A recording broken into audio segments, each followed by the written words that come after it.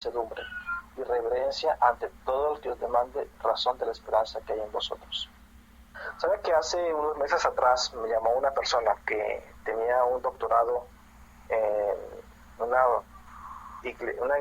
institución religiosa, un instituto bíblico, seminario, como quieran llamarle, de mucho prestigio aquí en Canadá?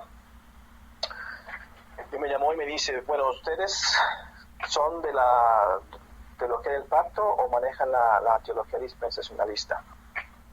Y yo le dije, nosotros somos dispensacionalistas. Y entonces empezó a argumentar conmigo. Pero mire, gracias a Dios, yo tenía un poco de preparación para poder defender lo que nosotros creemos, lo que es bíblico. Y esta persona, digo otra vez, gracias a Dios, pudo entender la verdad. Y yo por la ayuda de Dios, persuadir y hacerle ver que la teología del pacto no es una teología bíblica. Y de esto yo voy a hablar más adelante, no hoy, pero en las siguientes sesiones.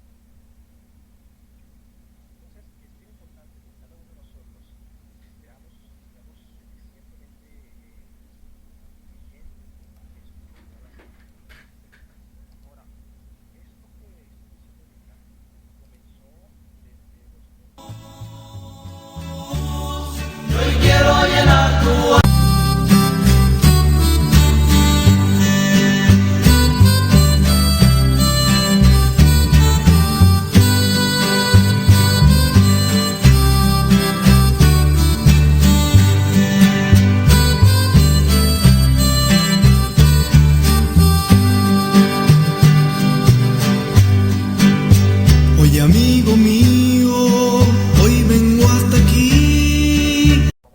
Dice la palabra de Dios en Judas, versículo 3. Amados, por la gran solicitud que tenía de escribiros acerca de nuestra común salvación, me ha sido necesario escribiros, exhortándoos que contendáis ardientemente por la fe que ha sido una vez dada a los santos. Después dice el versículo 4, porque algunos hombres han entrado encubiertamente,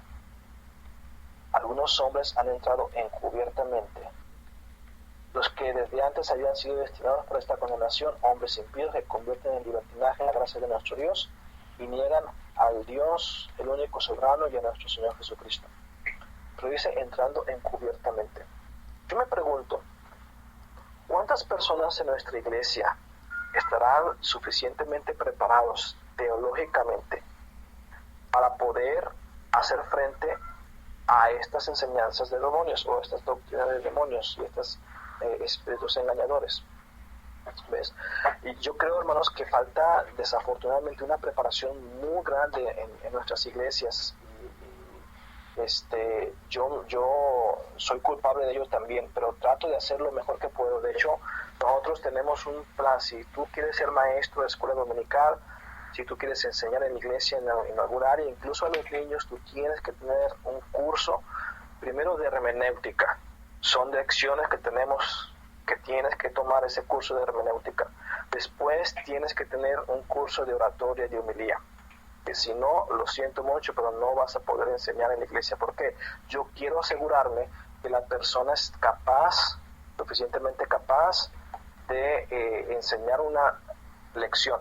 No solamente de agarrar un leccionario y exponer un bosquejo que ya esté allí, pero de agarrar la Biblia, tomar un capítulo bíblico y sacar una enseñanza expositiva de allí. ¿Ves? Eso es muy importante. Desafortunadamente y hermanos, no estoy tratando de ser criticón ni mucho menos, pero a veces nos enfocamos mucho en ganar almas, y sí es muy importante ganar almas, es importantísimo. Dios nos dejó aquí para la ganancia de almas y hay que proclamar el evangelio, pero nos olvidamos también, hermanos, de algo muy crítico, que es la preparación. ¿De qué me sirve traer 100, 200 personas a la iglesia si no tengo la preparación para poder entrenarlos y edificarlos en Cristo? Dice la palabra de Dios. Voy a buscar este versículo que tengo aquí en 2 de Pedro, capítulo 3. Dice, por lo cual, oh amados, estando en espera de estas cosas, procurad con diligencia Dice, procurar con diligencia ser hallados por Él sin mancha e irreprensibles en paz. Y sigue diciendo el versículo 15, y tened entendido que la paciencia de nuestro Señor es para salvación, como también nuestro amado hermano Pablo, según la sabiduría que le ha sido dada, os ha escrito, casi en todas sus epístolas, hablando en ellas de estas cosas, entre las cuales hay algunas difíciles de entender, las cuales los indoctos e inconstantes tuercen, como también las otras escrituras, para su propia perdición.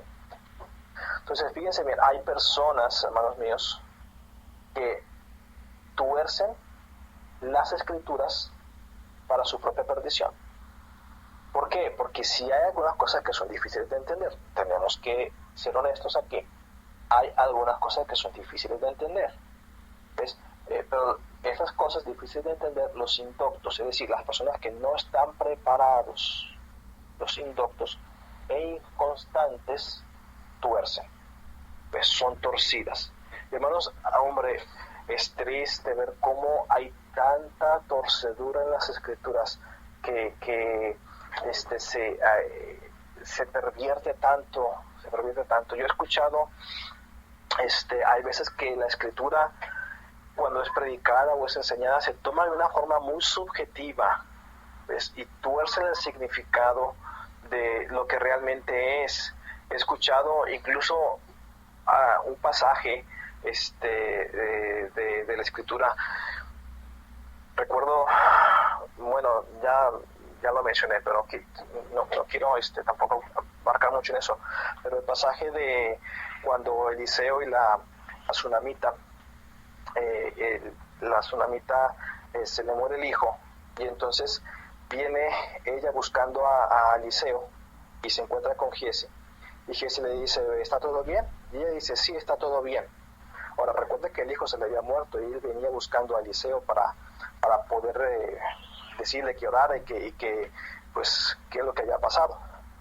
Ahora, esa frase, cuando ella dice, sí, está todo bien, yo he escuchado 3 predicaciones diferentes de ese pasaje. Una de ellas es, bueno, ella estaba diciendo, sí, está todo bien, pero no estaba consciente de lo que estaba diciendo. Y eso es como cuando a veces nos preguntan, ¿cómo estás? Nosotros decimos, estamos bien, pero por dentro estamos con tristeza y amargura y todo esto. Y entonces escuché una predicación acerca de la necesidad de ser honestos y expresar realmente nuestros sentimientos cuando se nos pregunte. Después escuché el mismo pasaje predicando con la misma frase, cuando dice, está todo bien. Y entonces escuché esa misma frase con otra predicación, con otro contexto totalmente diferente. Cuando decía ella, sí, está todo bien, es porque la mujer tenía mucha paz, sabía que todo iba a estar bien, que no había problemas, había una paz espiritual. Y después escuché otra vez otra predicación con esa misma frase, hablando acerca de la hipocresía de la mujer. ¿Cómo puedes decir que está todo bien cuando tu hijo está muerto? Y hablando acerca de la indiferencia ante las circunstancias de la vida. Entonces, digo yo, ¿cómo es posible que podamos torcer tanto la escritura hablando de una forma tan subjetiva a lo que yo creo, conforme a mi propia concupiscencia, y no conforme a lo que la palabra de Dios realmente nos quiere decir? Hermanos, hay mucho que estudiar en la palabra de Dios. Por eso la palabra de Dios dice que tenemos, aquí sigue diciendo, así que vosotros, oh amados, sabiendo de antemano, guardaos, no sea que arrastrados por el error de los inicuos, caigáis de vuestra firmeza. Antes bien, creced en la gracia y el conocimiento de nuestro Señor y Salvador Jesucristo. A Él sea la gloria, ahora y hasta el día de la eternidad. Dice, antes bien, creced en la gracia y el conocimiento de nuestro Señor Jesucristo, de nuestro Señor y Salvador Jesucristo. ¿Qué quiere decir crecer en la gracia y el conocimiento? Quiere decir esto, hermano que me estás escuchando, que tú hoy, este día, agosto 11 del 2015, tú tienes que saber más de la palabra de Dios que lo que sabías ayer, agosto 10 del 2015. Y tienes que saber mucho más de lo que sabías el agosto 11 del 2014. Si tu crecimiento, de hecho, si tu conocimiento no se ha incrementado del año pasado hasta ahora, hermano, con todo el respeto que tú te mereces, te lo digo en el amor de Cristo, tú no estás creciendo y eres muy susceptible y puedes ser arrastrado por el error de estos inicuos. Ten mucho cuidado, hermano querido. Yo te pregunto, hermano, a conciencia clara y limpia, si yo te pongo un papel enfrente ahorita y te digo, hazme un bosquejo del libro de Génesis, los eventos importantes de Génesis, pónmelos en orden. ¿Pudieras hacerlo, hermano? Querida hermana, ¿pudieras hacerlo? ¿Pudieras decirme, bueno, es la creación primero, y después sigue la caída, y después sigue esto, después sigue el diluvio, después sigue la torre de Babel, y después sigue aquí y allá, todo en orden? ¿Pudieras hablarme de esos eventos? Si yo te pregunto, ¿qué historias contiene el libro de Primero de Samuel? ¿Qué habla en sí el libro de Primero de Samuel? Y si tú no puedes decirme de qué habla el libro de Primero de Samuel, si tú ya tienes más de 3 años de ser salvo, hermano, tú no estás creciendo en la gracia de Dios. Y yo no estoy tratando de ser aquí ofensivo, tampoco te quiero insultar, ni mucho menos, pero quiero, por el amor de Dios, que tú tomes esto en consideración y que seas constante y que estés creciendo siempre en la obra del Señor. Por eso es que hay tanta confusión en el cristianismo. Debemos conocer bien la palabra de Dios, conocerla bien, que sepamos. Yo recuerdo hace años atrás, yo conocí a un hermano que se llama Billy Caldwell, allá en Florida. Yo me quedé con él en los fines de semana por mucho tiempo.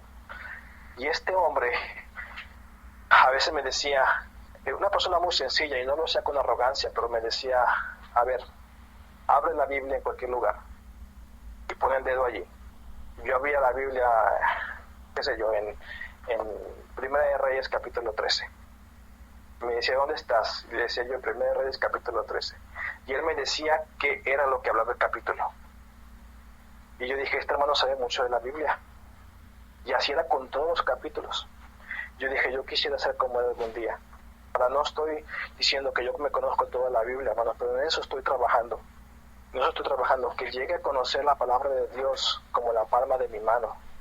Porque ¿de qué forma vamos a conocer al Señor Jesucristo si no es a través de su palabra? ¿Cómo sabe? Yo siempre digo a mis hermanos en la iglesia, ¿cómo sabes tú que estás sentado, que yo estoy hablando la verdad y no estoy mintiendo?